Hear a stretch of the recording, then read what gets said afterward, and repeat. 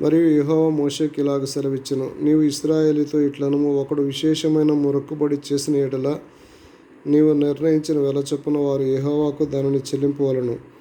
నీవు నిర్ణయింపవలసిన వెల ఏదనగా 20 ఏండ్ల మొదలుకొని 60 ఏండ్ల వయసు వరకు మగవారిని పరిశుద్ధ స్థలము యొక్క తులము వంటి 50 తులముల వెండి నిర్ణయింపవలెను.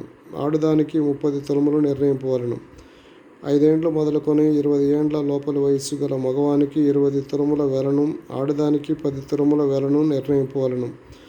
1 నెల మొదలుకొని 5 ఏండ్ల లోపలి వయస్సు గల మగవానికి 5 తులముల వెండి వెలను, ఆడదానికి 3 తులముల వెండి వెలను నిర్ణయింపవలెను. 60 ఏండ్ల ప్రాయము దాటిన మగవానికి 15 తులముల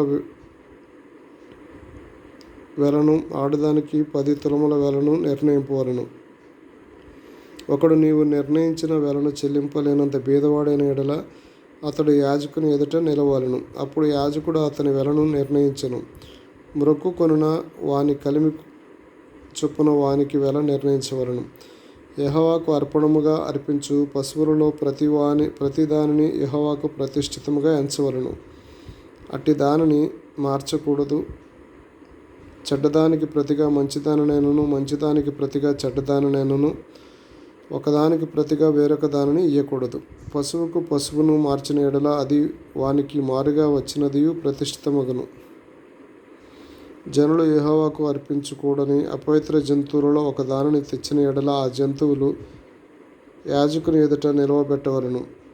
అది మంచిదైతేనే ఏమి, చెడ్డదైతేనేమి యాజకుడు దాని వెలను నిర్ణయింపవలెను. యాజకుడు వగు నీవు నిర్ణయించిన వెలను స్థిరమగును. అయితే ఒకడు అట్టి దానిని విడిపింపగోరిన యెడల నీవు నిర్ణయించిన వెలలో 5వ వంతు వానితో కలుపవలెను. ఒకడు తన ఇల్లు యెహోవాకు ప్రతిష్ఠితమగుటకై దానిని ప్రతిష్ఠించిన యెడల అది మంచిదైనను చెడ్డదైనను యాజకుడు దాని వెలను నిర్ణయింపవలెను. యాజకుడు నిర్ణయించిన వెల స్థిరమగును. తన ఇల్లు ప్రతిష్ఠించిన వాడు దానిని విడిపింపగోరిన యెడల అతడు నీవు నిర్ణయించిన వెలలో 5వ వంతు దానితో కలపవలెను. అప్పుడు ఆ ఇల్లు అతని దగును. ఒకడు తన పిత్రార్జితమైన పొలములో కొంత యెహోవాకు ప్రతిష్ఠించిన యెడల దాని చల్లబడి విత్తనముల కొల చొప్పున దాని వెలను నిర్ణయింపవలెను. పందుము యవల విత్తనములు 50 తులముల వెండి గలది. అతడు సునాద సంవత్సరం మొదలుకొని తన పొలమును ప్రతిష్ఠించిన యెడల నీవు నిర్ణయించు వెలను స్థిరము.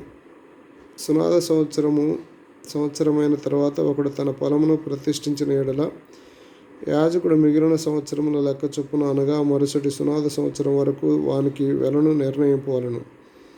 నీవు నిర్ణయించిన వెలలో దాని వారడి తగ్గింపవలెను. పొలమును ప్రతిష్ఠించిన యెడల వాడు దాన్ని విడిపింపగోరిన యెడల నీవు నిర్ణయించిన వెలలో 5వ వంతు అతడు దానితో కలపవలెను. అప్పుడు అది అతని దగును. అతడు ఆ పొలమును విడిపింపని యెడల వేరొకనికి దాన్ని అమ్మిన యెడల మరి ఎన్నటికీ దానిని విడిపింప వీలు కాదు.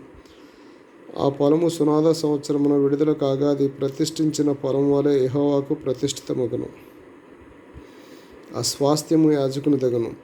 ఒకడు తాను కొనిన పొలమును అనగా తన స్వాస్థ్యములో చేరిన దానిని యెహోవాకు ప్రతిష్ఠించిన యెడల యాజకుడు సునాద సంవత్సరం వరకు నిర్ణయించిన వెల చొప్పున అతనికి నియమింపవలెను. ఆ దినమందే నీవు నిర్ణయించిన వెల చొప్పున యెహోవాకు ప్రతిష్ఠితముగా దానిని చెల్లింపవలెను.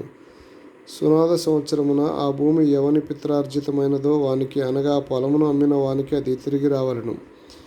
నీ వెలలనియు పరిశుద్ధ స్థలము యొక్క వెల చొప్పున నిర్ణయింపవలెను. 1 తులము 20 చిన్నములు. అయితే జంతువులలో తొలిపిల్ల యెహోవాది గనుక ఎవడు దానిని ప్రతిష్ఠింపకూడదు. అది ఎద్దైననేమి, గొర్రె మేకల మందలోనదైనా ఏమి యెహోవాదగును. అది అపవిత్ర జంతువైన యెడల వాడు నీవు నిర్ణయించిన వెలలో 5వ వంతు దానితో కలిపి దానిని విడిపింపవచ్చును. దానిని విడిపింపని యెడల నీవు నిర్ణయించిన వెలకు దానిని అమ్మవలెను. అయితే మనుషులలో గాని జంతువులలో గాని స్వాస్థ్యమైన పొలంలో గాని తనకు కలిగిన వాటన్నిటిలో దేనినైనను ఒకడు యెహోవాకు ప్రతిష్ఠించిన యెడల ప్రతిష్ఠించిన దానిని అమ్మకూడదు, విడిపింపకూడదు. ప్రతిష్ఠించిన సమస్తము యెహోవాకు అతి పరిశుద్ధముగా ఉండును. మనుష్యులు ప్రతిష్ఠించు వాటిలో దేనినైనను విడిపింపక హతము చేయవలెను. భూధాన్యములలోనేమి, వృక్షఫలములోనేమి భూఫలములన్నిటిలో 10వ యెహోవా సొమ్ము, అది యెహోవాకు ప్రతిష్ఠితమగును. ఒకడు తాను చెల్లింపవలసిన 10వ దేనినైనను విడిపింప గోరిన ఎడల దానిలో 5వ వంతును దానితో కలపవలెను. గోవులలోనేమి గొర్రె మేకలలోనే గాని కోల క్రింద